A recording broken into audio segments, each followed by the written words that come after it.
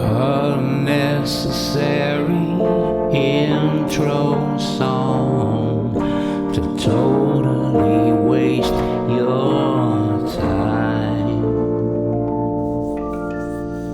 When I get on the bus, I don't stand behind the bus driver and criticize everything they do.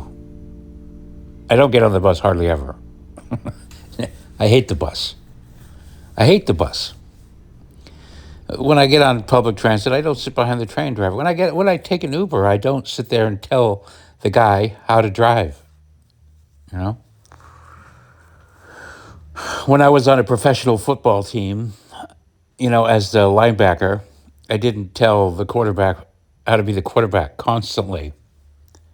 When I take my car to the mechanic, I don't hover over him. As tempting as it is, I don't hover over him and go, hey, what about that? What about that? What about that wire? What's that doing? What? Can you check that wire? I don't know, man. I'm pretty baffled. I mean, you hope that you're going to be impressed with humanity. This is what happens is I go through life and despite my better judgment, I hope that a certain group will behave in a rational, helpful, wonderful way. And I am disappointed over and over and over again. And I think you guys know what I'm talking about. I'm talking about the people who constantly harp on Donald Trump. As if it's their public duty. That's the weird part. It's like, I feel like they feel like if they're not constantly criticizing every move that he makes, they're not, I don't know, politically savvy or, it's their position that they need to tell Trump where he's wrong, need to speak truth to power. I'll be honest, I spent many years as a libertarian, and a lot of things that Rand Paul says are amazing.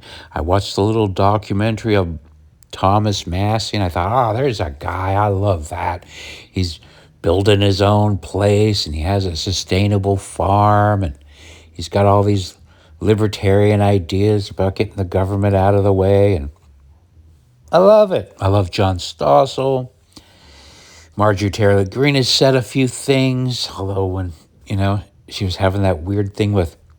Anyway, Marjorie Taylor Greene is hard to like, okay? Very hard to like. Anyway, so now there's a beef. And I get it, I get it. Trump is attacking some of the people that I like the most. Not Marjorie Taylor Greene. She's just a fucking weirdo. Let's just admit it. I don't care how much I agree with her. She's a weirdo. She looks weird. She acts weird. She's got some weird things. All of her apparent insider trading. It's just like, if she seemed like a bank person or that was her thing before she got in, I'd be like, oh, okay, she's just continuing doing what she's doing. But when she go from being married to a guy with a gym, I don't know anything about her. I'm not going to talk like I do. She gives me the creeps, so I try to just like, all right, there's Marjorie Taylor Greene. She's one of the weirdos that's on my team, apparently. Sometimes you just got to accept that some of the weirdos are going to be on your team. Whether you like them or not, you just got to go, okay, all right. I got a trailer park lady on my team. There's a lot of trailer park ladies on my team. I don't have anything against trailer parks. I think they're fine. My step grandparents lived in a trailer park. Nice little trailer in Salt Lake City. It's like an old people's trailer park. Not the kind you imagine, with... There's this kind of trailer park that's just old people. Manicured lawns, pink flamingo on the lawn, that kind of thing. No diapers on the grass.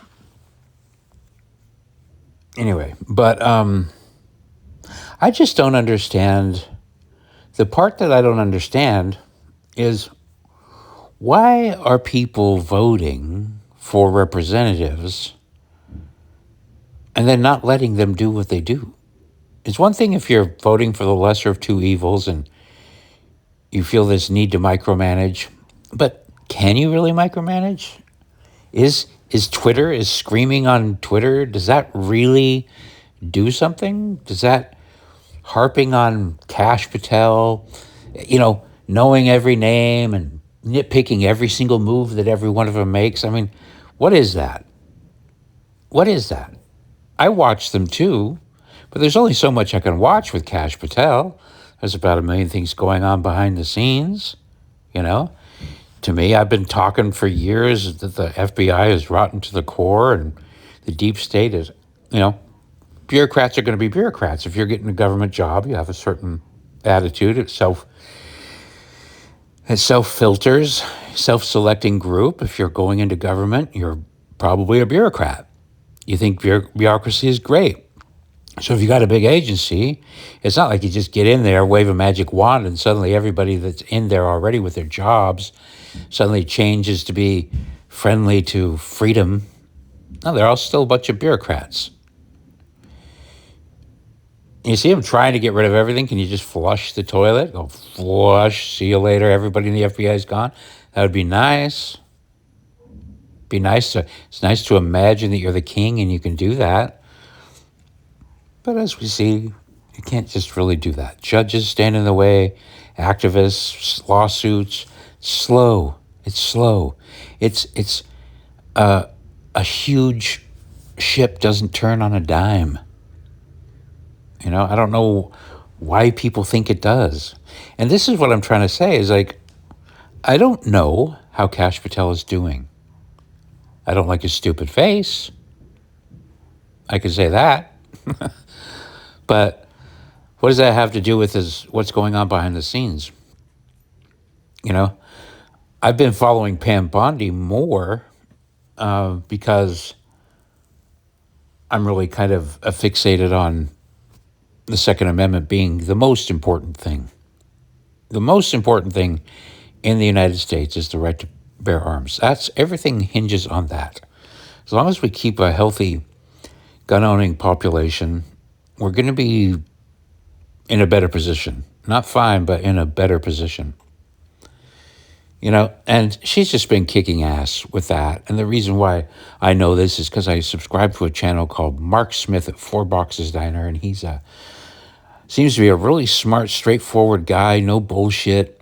He's a member of the bar for SCOTUS. He's argued in front of them, but he's a Second Amendment guy. And he watches it all like a hawk. And I have learned that his analysis is pretty dead on, no fluff. There's other people that I watch that have more fluffy analysis, like Robert Gouveia. He basically reads anything that a time a suit is filed. He'll sit there and go through it and read it aloud and offer his analysis because, he's a lawyer. He understands these things. And I'll watch him because sometimes it's more fun to passively read the documents that are filed, the lawsuits and the arguments and the court dockets and whatever, with a guy who's on your team who will skip through the stuff you don't need to see, and give you the cliff notes. And he's on your team. But Robert's kind of a little bit, maybe too much on my team, so sometimes he'll gloss over things or paint a rosy picture where he doesn't need to. Still value. It's better than listening to Keith Olbermann talk about how Trump's Satan and the end of the world. But Mark Smith, no, he's just really rational. And the point is I've just been watching Pam Bondi rack up win after win after win when it comes to Second Amendment stuff. And a lot of other stuff, too. Just, this is what's kind of blowing my mind is all right, guys, I get it. You want to complain about the administration. You want to complain about your bus driver. You want to complain about your soup at your restaurant. You want to complain. You just want to complain. I get it. But can you at least tamper that with Are you paying attention to the wins, at least? Trump has racked up so many wins, and almost all these wins come with the help of Pam Bondi. She's the Attorney General. So anything that goes to the Supreme Court goes through her office. She has to configure it in a way where it makes sense. She's arguing on behalf of Trump and the people, and she's winning over and over and over. A lot of that has to do with SCOTUS and the picks and blah, blah, blah. But finally, we're in an era of winning. And I love it. It's a big relief, because I've been following in the Biden era, it was loss after loss after loss after loss until, well, not completely, because SCOTUS was keeping him in check too. But I don't think people pay attention to the details. I think they get online, they hear the criticisms, they see Pam Bondi's face, they don't like it. I don't much like it either. I wish she would stay away from TV cameras and microphones. It's not her thing. Maybe she wants it to be her thing, but it's not. Some people don't have talents, on-air talent. She doesn't have it. She doesn't have that thing where she inspires confidence in the way she speaks. But actions speak louder than words. And so far, her actions, just go to Grok or ChatGPT and ask it, what are Pam Bondi's wins? And just look at it. I say, list all her wins. And you'll see that she's been busy. Very, very busy. I don't like Dan Bongino's face either. So it's not like I'm just looking at these people going, I just fucking think they're fantastic. They're my kind of guy. I want to go on a road trip. Let's all sleep out in a tent under the stars and roast marshmallows. I don't want to hang out with any of these guys, but, I don't know what they're up against. I don't. And I'm not going to pretend that I do. Why are people pretending like they know everything? What is the point of electing people or finding people to do a job? What is the point in delegating a job to somebody else, paying them to do it, and then just micromanaging and breathing down their neck and doing it yourself? That seems stupid to me. And so when I'm watching, I go, I elected Donald Trump. For good or for bad, he's not a perfect person. Never expected him to be. We overlap on a lot of things, and a lot of things he thinks, I go, that doesn't really go with what I thought for many years. Why is he attacking Ron Paul and Thomas Massie? Come on, these are my libertarian guys. But then I have to remember, libertarians never get anything done. They never win. They don't. They don't win. It's all this principle. There's no pragmatism there. And if you're constantly voting against the Republicans and we're dealing with a team-based system, you can't snap your fingers and just go, my principles are intact, therefore this. Meanwhile, the left runs away with everything because you wouldn't give your vote to the Republicans on principle, because you had to stand up and show what a libertarian you are. Trump's analysis on these guys is fair. It's fair. If you're not going to vote with Republicans, why the fuck are you saying you're a Republican? I get it, because Republicans are more likely to elect you as having overlapping values. But at this point, if you're not voting with the Republicans on key things, then what the fuck good are you? You're handing the victories to the leftists. We're not saying you are a leftist, but you're giving them, you're voting with them. Call it a protest vote, fine. Do I need to be on a team with on my football team, do I want a wide receiver that catches the ball and runs it the wrong way out of principle, or just stops or doesn't advance the ball for my team or just doesn't play for my team, won't come off the bench. It's like, stop calling yourself a Republican, maybe. I'd respect that. But also, if you just got a couple guys, it's one thing to have a couple guys standing up and voting alone and not doing anything. It's just like, okay, what are you doing here? If you had 50 of you, that might make a difference. You know? That might, but there's two. There's two of you. There's just two guys. And Marjorie Taylor Greene, whatever the fuck she is. You know? Anyway, so I just look and I go, Trump's a guy. He's not perfect, but I've never seen anybody work harder. I've never seen somebody more committed to it. There's no denying that the man is obsessed with doing what he is doing, you know? And people go, oh, it's all for the billionaire class. I'm like, okay, is it really? Or is working for America also making sure that American companies can stay healthy? You know?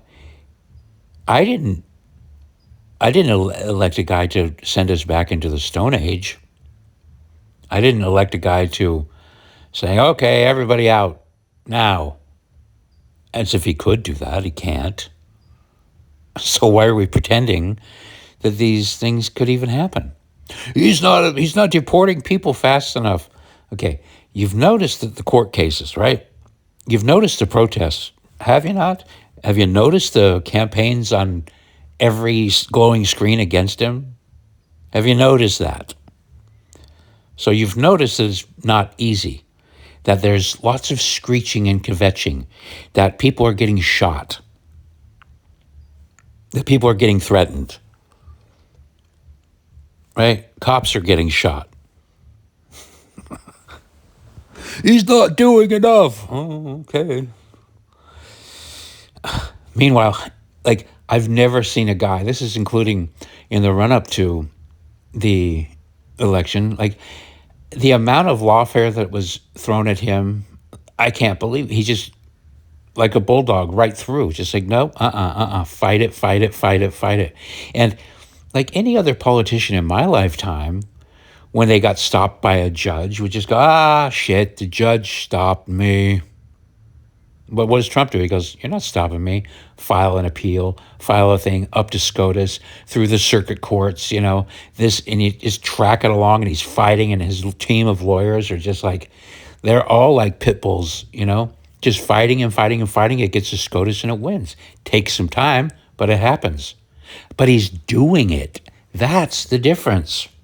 Most guys would have got the first lawfare thing thrown at him and like, you know what? This isn't worth it. I don't need to have my home raided. You know, the FBI just raided my home and my kid's room and my wife's room, went through her panty drawer. I don't need this. But what does he do? He fights it. Fight. And he won. Trump wins. He wins. He knows how to win. He's written books on it. How to negotiate, make deals, how to actually win. Not how to give a cool speech, you know? Not how to bang the pulpit and say something cool and make yourself popular, although he does that too. That incorporates that. But the ultimate thing is, can you win? Can you get something done? All these executive orders, one after another, you know? Challenged one after another. He's got the team on him. Boom, boom, boom. Pam Bondi is actually doing that stuff. To pretend like she's just his cartoon character that ain't doing nothing, you know, it's just so, to me, cheap, and it's not fair. This is what I'm finding out, again, for the billionth time. People aren't fair. They don't want to be fair. They just want to be smart. They want to be snarky. I mean, I do that sometimes too. Everybody does that. Sometimes it's just fun to, you read somebody else say something snarky and cool, and so you rephrase it and you do it. I don't like this person. They ain't it. You know? This person's the weak link. Okay, can you explain that, or did you just hear somebody else say that? And it sounded cool. And it matches because Kash Patel has a stupid face. Kash Patel has a stupid face. Guess what? I also have a stupid face. You, dear listener, probably have a stupid face. Okay?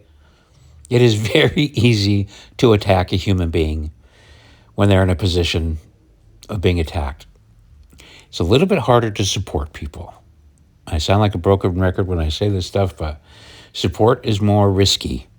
Because if you vouch for somebody, I said this the other day, like I vouched for Candace Owens, look where that got me. I said the other day, I'm never vouching for anybody ever again because it's risky. Supporting somebody is risky.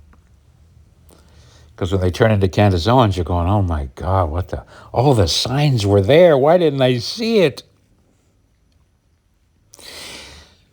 Might happen. Might happen with Donald Trump. I don't know. But I just keep watching. I don't like everything I see. A lot of it makes me uncomfortable.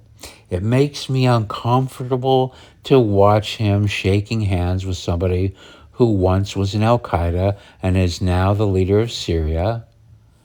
But what else is he supposed to do? We don't talk. We don't negotiate with terrorists. That's one way to do it. That's the way Joe Biden did it. That's the way a lot of presidents have done it.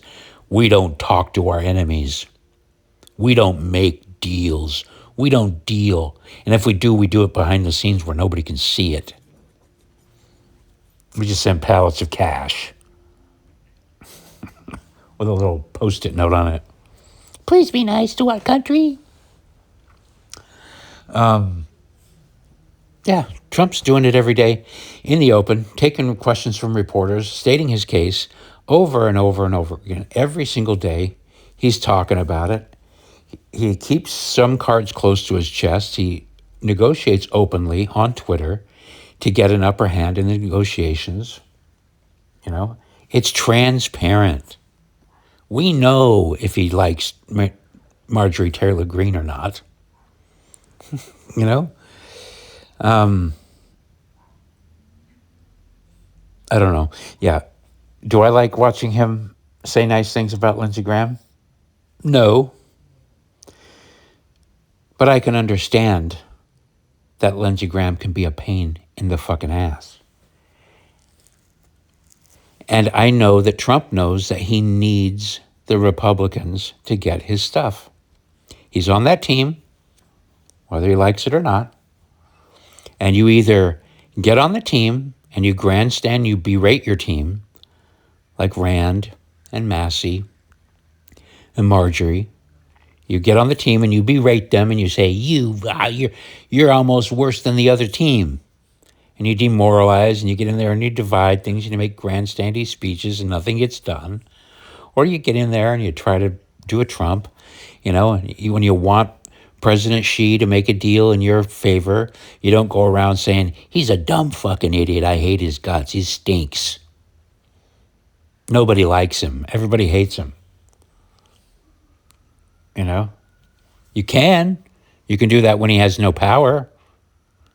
But Trump understands who has the power. In fact, if you want to know who has the power, who has actual power, just look at how Trump treats them. If they actually have power, Trump doesn't call them names.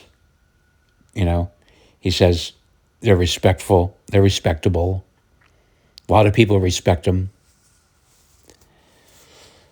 It's basically just kind of what I've been saying. If he accurately describes reality. So this inspires faith for me. For me, watching him work, watching him get things done, and I see all the criticisms. But Merkley, what about his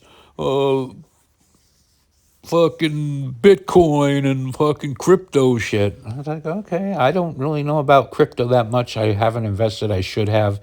Back when I was being bothered to buy crypto for $5.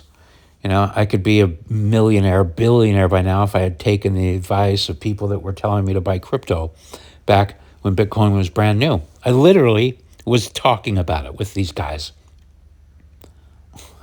I don't know if they're billionaires or millionaires right now, but early on, I don't know how it works. Money itself is already weird. It's already weird.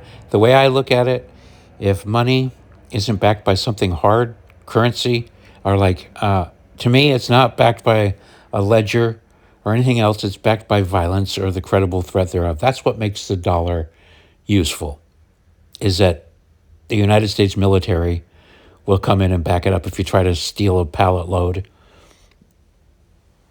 People are going to, the military, the government's going to be interested in that. But if your Bitcoin disappears, you ain't got shit. Goodbye. Who's going to try to help you get it back? Nobody. So that's why I'm not into it. And besides, I just don't want to I don't want to be checking the price every day. Not something that's interesting to me. How's it doing, Bitcoin? How's it looking? How's my XRP doing? How's Ethereum doing? But for guys that are in there, fine. It looks like a gamble to me. Lots of things look like gambles to me. I'm not a gambling man. So, yeah. And also, Trump was in business before he got in office. We all knew that. Do you expect him to just stop being Trump? Let his Trump empire crumble? No, I didn't expect that. I wouldn't expect it. In fact, if I saw somebody do that, I would be like, what's wrong with you? You can't do two things at the same time? You got kids, you can delegate, and that's what he's done. But anyway, yeah, I know it's popular. I know that some people feel really, I don't know what it makes them feel, but you see people just going, Trump, I used to support Trump, but now I don't. It's like, oh, okay. You seem to be saying that in a way that doesn't really explain pragmatically why. H-1Bs, America first. It's like, okay. So he's done a number of things to curb the H-1B thing, right? He's got businesses that are telling him they need H-1Bs. They have various different reasons. Some of it could be talent. Some of it, probably most of it, could be cost. It's cheaper to get an H-1B. You got that looming threat of being able to kick them out, I don't know. But America has been, poaching talent since the very beginning. That's kind of one of the initial premises of the United States is talent poaching. That whole give us your tired and your huddled masses, that's not America, that's France putting that on the Statue of Liberty. But the real version is, back in the day, is give us your best, give us your most ambitious. That's really what it was. People that were coming to America to live the American dream were people that had ambition. And in fact, I've always made this argument all along. Not always, but for most of my life, it's just been like, there's something a little bit immoral about poaching the most talented people from across the globe. Just like, and you're supposed to look at immigrants as being these wonderful, great people. Let's say in the best case scenario, they're ambitious and they're just looking for the dream. They're not looking for welfare. They're not looking for a handout. They're just coming to live the American. In the best case scenario, I kind of like, why didn't you stay home to make your shithole country better? Why isn't that an option? America's already pretty fucking great. So you were born into this nation and you just abandon it? Am I supposed to think that that's great? Well, won't you do that to America too? You've kind of shown that you don't have loyalties. I don't know. It's all complicated. But it's been part of America. We've been poaching talent. And as much as H-1B is that, I get it. If it's not, I don't get it. But when Trump says something that bothers me, I look into it and I go, okay, well, here's somebody else that says that the H-1Bs is actually coming. He's pulling them over to train American workers on how to make chips. Americans haven't been making computer chips for as long or as well as Hong Kong. So you bring some people over, you train. Anyway, everything he said was sensible. You know, you can't just pull a guy off the unemployment line and have him do this highly skilled job that takes 8 years and tiny fingers to do. He didn't say the tiny fingers part. So maybe some of it is the tiny fingers and the dedication. And look, I know the difference between Japanese cars and American cars. If you buy an American car that was made in the 70s or 80s, it's a pretty much pile of junk compared to the Toyotas and the Japanese cars from that time. America isn't the best at everything. America's awesome. It's great. But there's a lot of things that Americans do that are worthy of criticism. The lazy fucking unions of the 70s and 80s. All right, I'm not going to call them lazy, but just the workmanship was just shit. You compare Japanese shit to American shit from the same era, and you go, God damn, this Japanese stuff is still working. I've owned Cadillacs, okay? You don't buy a Cadillac to be reliable. You know? That's what the Toyota's for. I have the Toyota too. Anyway, it's just like, I like the America First agenda. I do. I love it. But not when it becomes impractical. And it's just like, we want every single other person out. We need to stop. That'll fix everything. If we end H-1Bs, suddenly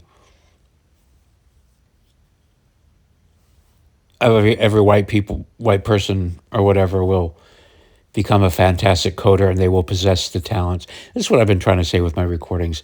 Look, when you become a tribalist like me or a realist, you do have to accept the idea that the races are different. They are different. You can deny it. You can lie about it. You can pretend. You know, but when you look at the groups specifically, you go, this group does this group does that, this group is good at this group is good at that. I'm not talking about the exceptions. We're talking about the rule, you know?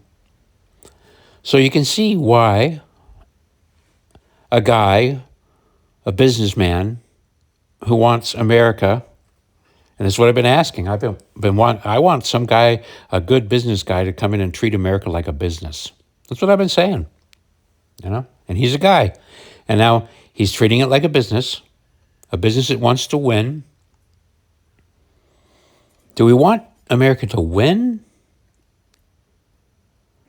And what does winning look like? You know? And that's a valid argument that people bring up. And I struggle with it, honestly. I do. That's what this whole tribalism thing is about. And I've got ideas about that I'll be laying out here. But as for right now, I just want to keep this little recording focused on being fair and looking at things realistically, okay? Let the guy cook. In 9 months, he's done more than I can even imagine any other president doing, you know? Sure, Biden signed a bunch of executive orders too. He did. And a lot of shit was done. But everything that Biden did was terrible. Millions of people just let it. He was just basically getting rid of the rule of law. Well, he wasn't doing that. He was writing laws for criminals against good people. That's diabolical. What Joe Biden did in his 4 years, yeah, he maybe did more damage than any other president in history. So he did a lot. If you're a fucking left-wing commie motherfucker, Joe Biden's your guy. He did a lot to advance the ball in that direction. Open borders, crime out of control. The guy did a lot. The auto pen, I mean, all these things. I don't want to fucking sound like a fucking news report before you get enough of that elsewhere. But he did a lot of damage. Trump's trying to repair the damage. He can't do everything in a fucking day. He's doing so much, I can't believe it. You know, he's pushing the ball in the right direction. He listens. This is another thing I keep hearing people say. He's got too many bad people in his ear. He's listening to Laura Loomer. He's listening to this person. He's listening to that person. He's listening to this Jew or that Jew. So it's like, okay, I get it. I get your criticism. I do. But he's also listening to the other people. You know, it's very well reported that Trump listens to people. He asks, what do you think? And this idea, where do people get this idea that Trump just does what he's told? It's such a weird idea. That's where I just go, you people are watching a fantasy movie. Because the one that I'm watching is Trump does what Trump wants to do within the constraints of what he's able to do. He'll try to do it even if he's not allowed. He'll try to do it. You know? You look at all these executive orders. He's pushing the ball. He's saying, what can I do? What can I do? What are the limits to my power? How many of these motherfuckers can I fire?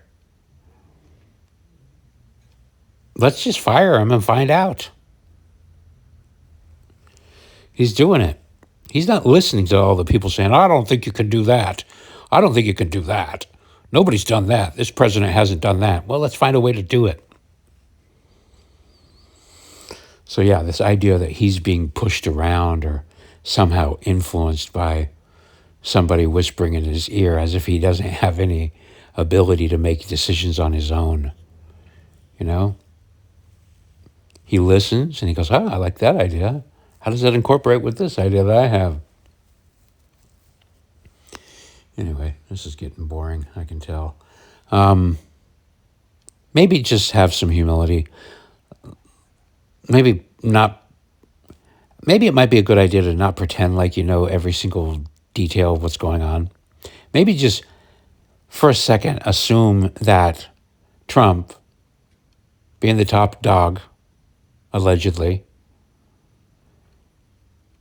knows more about how Pam Bondi's doing than you do. Maybe Trump knows how Kash Patel is doing better than you do. Maybe Trump knows how Dan Bongino's doing better than you do. Don't get me started on Susie Wiles. This is where I'm going to blow my whole cover. Susie Wiles is the one, chief of staff, little nice looking little old lady, but her history of being a lobbyist for the drug companies, not good. Not good. Not good. It does sound like she is causing problems for RFK. But we also knew that going in. Donald Trump was very clear. I like RFK and what he says about this, but we don't want him to go hog wild. So he was clear that RFK would be on a leash. All right?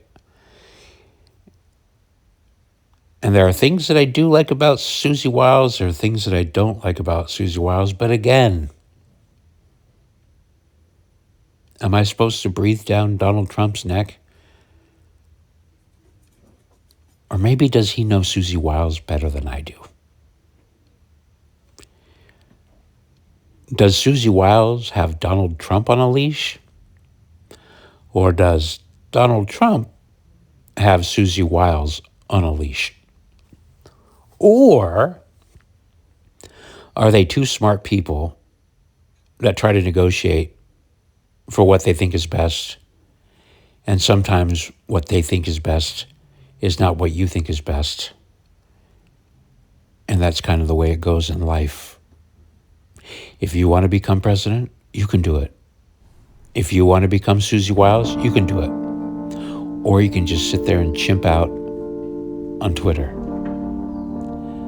as if you're fucking better than them. And maybe you are. Maybe you are. Anyway, that's all for now. Thanks for listening. Unnecessary outro song to totally waste more